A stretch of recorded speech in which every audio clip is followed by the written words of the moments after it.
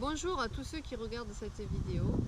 Aujourd'hui, j'avais envie d'aborder avec vous le sujet de la confiance en soi. Alors pourquoi j'ai choisi ce sujet particulièrement aujourd'hui? Euh, Parce qu'en ce moment, j'ai des personnes que je coach et qui ont un problème de confiance en soi. Et je me rends compte que j'attire beaucoup les gens. Les gens viennent beaucoup vers moi ou prennent contact avec moi euh, en me disant je manque de confiance, je voudrais travailler sur la confiance en soi ou la confiance en moi. Et c'est pas un hasard, parce qu'on sait que je sais qu'on attire les personnes avec qui on a des points communs, on attire les personnes pas par hasard, c'est parce qu'on a quelque chose à leur apporter. Et j'ai été concernée par ce manque de confiance pendant très longtemps, et pour moi c'était la mère de tous mes maux. Euh, Quand quelque chose n'allait pas, c'était parce que je manquais de confiance en moi.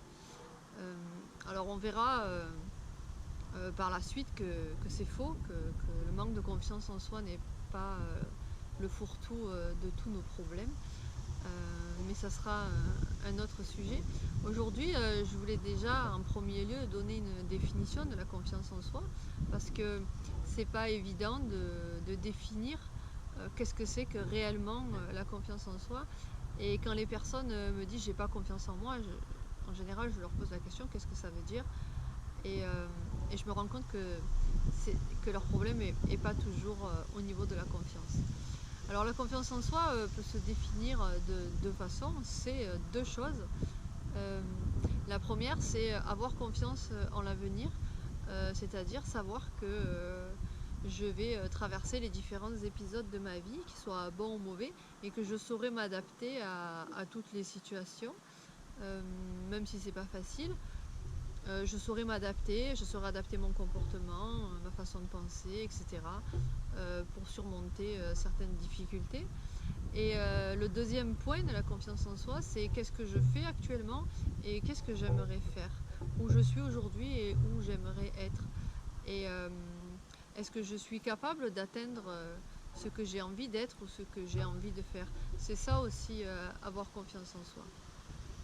Euh, Donc à partir du moment où j'ai donné la définition, après on peut vraiment confirmer ou pas si le problème se situe vraiment au niveau de la confiance en soi. Et dans quel domaine? Parce qu'on peut avoir confiance en soi dans son milieu professionnel et ne pas avoir confiance en soi dans son couple ou dans sa famille ou en société. Euh, donc la confiance en soi, c'est pas quelque chose qui est unique euh, dans tous les domaines. On peut avoir différents niveaux de confiance en soi en fonction du domaine où on se situe, en fonction de quel domaine on parle. Donc quelqu'un qui n'a pas du tout confiance en lui, qui me dit, moi, je demande souvent de se noter, hein, de 0 à 10, à combien tu noterais ta confiance en toi. Et quelqu'un qui n'a pas du tout confiance en soi, déjà pour dédramatiser un petit peu, je lui dis quand est-ce que tu n'as pas confiance en toi? Parce qu'on ne se lève pas le matin en n'ayant pas confiance en soi jusqu'au soir, au moment du coucher. Quand vous vous habillez, quand vous vous lavez, quand vous préparez un repas, quand vous vous lavez les dents, vous avez confiance en vous. Donc la confiance en soi, euh, ce sont des domaines particuliers, ce sont dans des actions précises. Donc déjà, il faut se poser la question, quand est-ce que je n'ai pas confiance en moi? Dans quelle situation? Et ensuite, ce qui est rassurant aussi, c'est que la confiance en soi, le manque de confiance en soi, c'est pas quelque chose qui est définitif et c'est comme ça et c'est pas autrement. Il y a certainement une origine, alors ça peut être des centaines d'origines différentes, peu importe, mais il est bon de savoir d'où vient ce manque de confiance. Mais le but du coaching, c'est pas de travailler sur le passé. Voilà, nous ne sommes pas ni des psychologues, ni des psychiatres, ni des psychothérapeutes ou psychanalystes, etc. Euh, Notre travail est différent. C'est aujourd'hui, tu n'as pas confiance en toi, donc on revient un petit peu sur le passé, d'où est-ce que ça peut venir. Et le travail du coaching, ça va être, bon ben aujourd'hui on va travailler là-dessus, et qu'est-ce qu'on va mettre en action pour que cette confiance augmente. Alors, je vais en quelque sorte vous offrir une petite technique parmi d'autres, mais celle-là est assez facile à mettre en place, bien il est quand même préférable d'être accompagné, parce que c'est pas facile de travailler sur soi, voire je dirais pas impossible, mais très compliqué de travailler sur soi tout seul.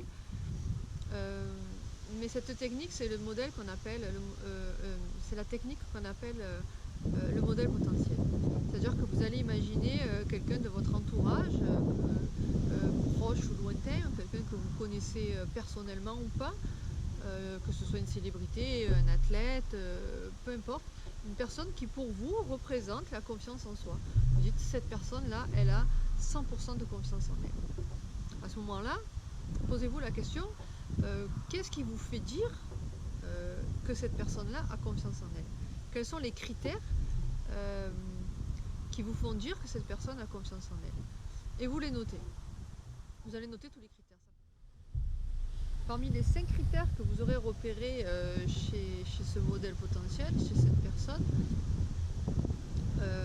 vous allez vous évaluer sur ces critères-là. C'est-à-dire, premier critère, à combien je me note? Par exemple, elle s'habille toujours super bien. À combien je me note? De 0 à 10. Un autre critère, elle parle très bien en public. À combien je me note? De 0 à 10. Troisième critère, elle a toujours une belle posture, une belle prestance. Ou il, je dis il ou elle. À combien je me note? Moi, à combien je suis par rapport à ce critère-là. Et une fois que vous vous êtes noté, c'est pas le tout de constater et de se noter, mais le but du coaching, c'est de passer à l'action.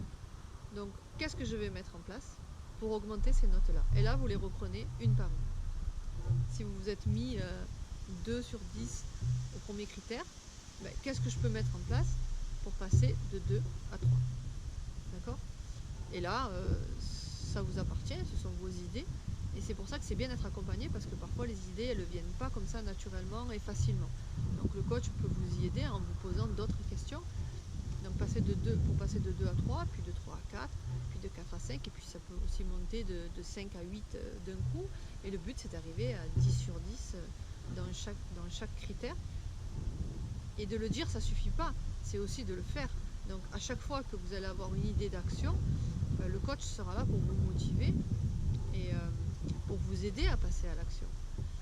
Et quand vous aurez atteint les 10 sur 10 sur les 5 critères qui pour vous paraissent primordiaux pour avoir confiance en soi, eh bien, vous aurez résolu votre problème.